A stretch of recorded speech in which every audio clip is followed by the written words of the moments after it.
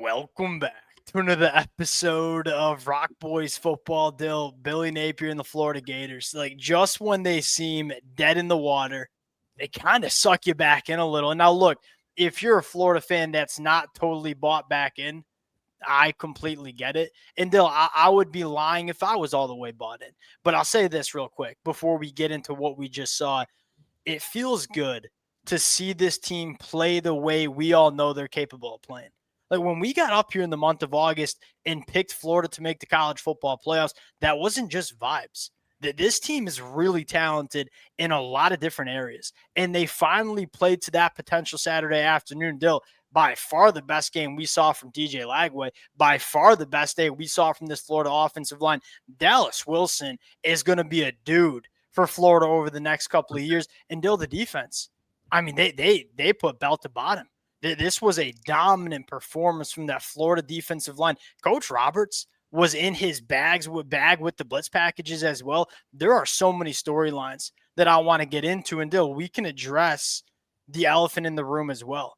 This does not save Billy Napier's job. In fact, it kind of pisses me off a little bit, Dill, because you're telling me this is the way Florida is capable of playing. We didn't see anything close to this during the first couple of weeks of the season. It's a little bit of an indictment on Billy Napier.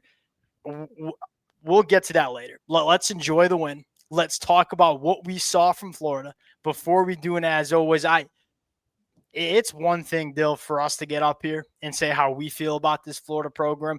I need to hear from the Florida Gator fans as well. And the amount of support this fan base has shown the boys, through the highs, through the lows, it's been amazing.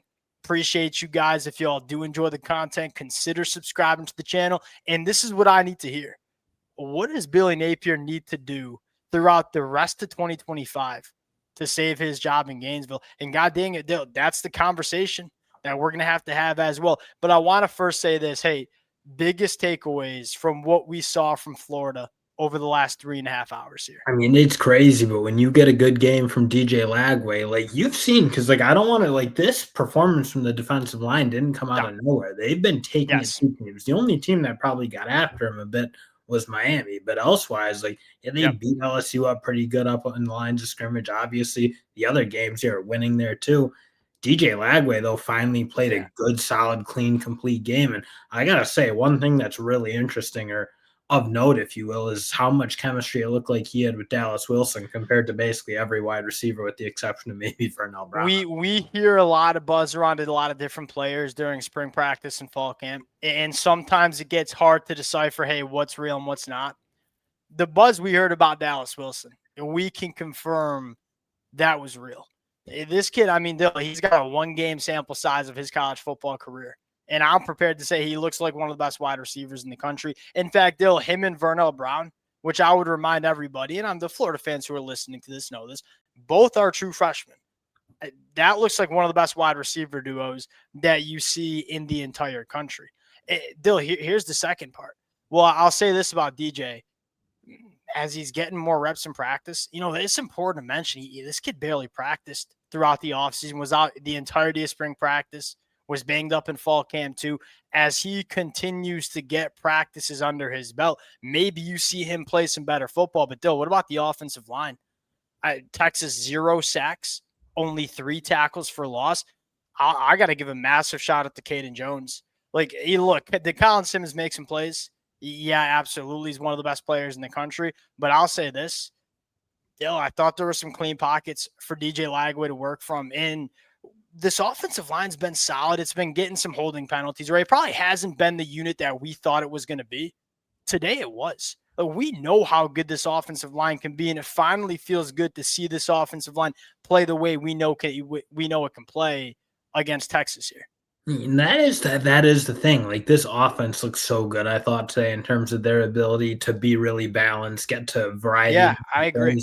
And we just haven't seen that all year, but it did finally pop through. Now, Yep. Again, that is where you get back to that's not to take the kind of blame off of Billy Napier, because somehow he needs to get this unit kind of humming, because it's very capable. You said it, it is a really good offensive line that, not just in pass pro, but was physically imposing themselves pretty well on Texas for most of this game. I I mean, that was a really complete performance. It certainly shows you, frankly, that, yeah, Florida has the opportunity. If they go run the table, they can beat anyone in the country, no doubt about it.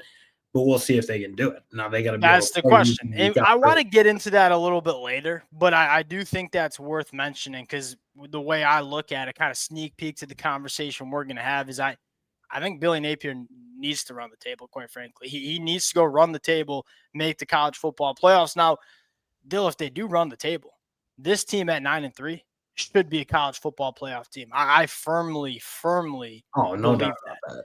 The SEC is wide open too. Like when you talk about that large, I mean, Florida's only 1-1 in the SEC, and Dill, there's not a team on their schedule they can't beat.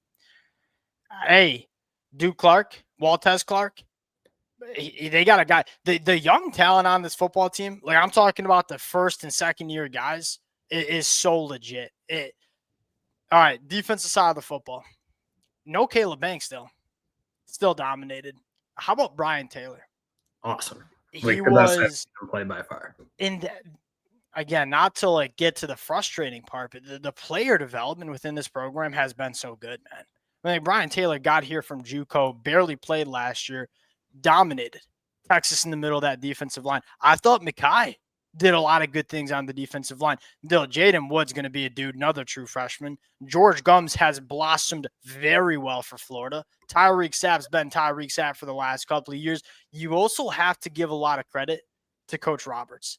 I thought the blitz packages that he was running with, it was elite. And Dill, that's a really, really good Texas offensive coaching staff. And I thought Coach Roberts by far won that chess piece between himself and Coach Sark. I mean, and they forced coverage sacks too. It wasn't just dominating up front. I mean, there were some times where Arch Manning just didn't seem to find anything, or he couldn't seem to find anything. He felt very confused. And again, he certainly felt like that at times throughout this season. So that's not necessarily super new. But you said like that defense just being able to really smother him, make him look, again, really, really pedestrian. Just, I mean, this defense, that is the thing. I feel like they've been playing this way. Like that doesn't stun me to no end because it's been a really good defense. The linebacking core is unbelievable. Graham might be one of the best linebackers in the country. I don't know that he gets the same attention as a guy like Anthony Hill, but he's a real monster. This defense, I mean, they can. The linebackers fitting the run. And look, he kind of just made Texas straight up one-dimensional. Texas couldn't run the football. Arch Manning was your leading ball carrier. He had 38 yards on the ground. Really, really good performance, stopping the run, making them one-dimensional. Then you could just tee off. All right, let's get into the conversation that I think a lot of Florida fans want to hear. And I'm going to put you on the spot first. And I don't know if you've made up your mind or not. And this is where I really want to hear from the Florida fans. Billy Napier did not save his job with this win. We both agree upon that, right? What does he need to do going forward to save his job in Gainesville?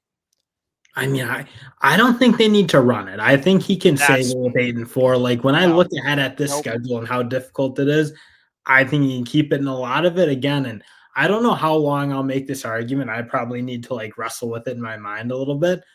I don't want to blow this nucleus up. Like I see how good these freshmen are. I see what's kind of coming in. I see what and I was saying this last year, which is kind of the frustrating part. At some point, like the play on the field needs to be there, and I can't just be a year ahead, look a year ahead, look a year ahead forever. But I don't know what I see with Dallas Wilson popping off or Vernell Brown popping off. If you get a good, healthy offseason with DJ Lagway, Jaden Baugh, the amount of first and second, the amount of talent that they're going to have back on this, and I know they're going to lose a lot of guys. Like they're going to lose a lot of experienced offensive linemen. Caleb Banks barely played, but he's going to go to the NFL. Tyreek Sapp's going to go.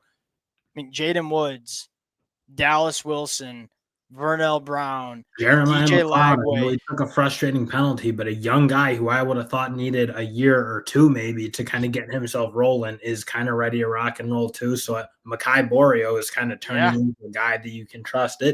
That's why my issue. Like, and again, I know that at some point, like you got to cut the head off the snake, if you will, if it doesn't get better on the field and you keep seeing like those USF type performances. But I'd really struggle to fire Billy Napier this year. Again, unless they really bottom out towards the end of it, because I just want that team back. I want to give them another shot. Yeah, I agree. Now, he's going to have to control that because I think you give him like one. Because the counter to that argument, Dale, is you have one of the best teams in college football. Are you really going to about to go 8-4, 7-5? That's fair. It is fair, and I get the total argument. Again, I do think, like, keep in mind this schedule was as hard as it Yes, can be. but you also lost to USF. You also threw 5 picks. Here's my take. Again, I would love to hear from the Florida fans. I think you have to be perfect here. I mean, you got to go 9-3. I probably wouldn't say it if you didn't lose to USF, but you did, and you dug yourself into a hole. And the only way out of that hole is to be perfect to make the college football playoffs. Because the way I look at it, I just watched the team that looked to be one of the most talented teams in the country. And the fact that you're sitting here with a 2-3 record is inexcusable. And I get that side of things. Again, the locker room clearly has not quit on Billy Napier, right? The guys in that building, that's what matters. As much as the fans want to get up here and bang the table about what matters is what's in the, and I shouldn't say the fans don't matter. I was going to say, not in today's game. Also, shout out to the Florida fan base. There's not a lot of programs that are sitting 1-3 and have that impact on the game in Gainesville. So shout out to the Florida fans that were there. There are not a lot of programs and fan bases. You are right. I get the point. Like, you got Billy Napier. That team is playing for him. They played for him last year. And again, I get the argument he needs to go perfect. He's perfectly capable, frankly, of doing it. But if they don't have a real disaster towards the end of the year, I don't know. It'll be hard to move from him because I look at what this team could be next year. And what this team can be. I mean, because Dill, and here's the thing that we've always said with Billy Napier. Everything else is perfect, man. Like, in terms of how he's built this roster, I mean, Florida's banged up and how deep they are, right? And how much the player development is so evident. Like, guys are just getting better at the sport in Gainesville, too.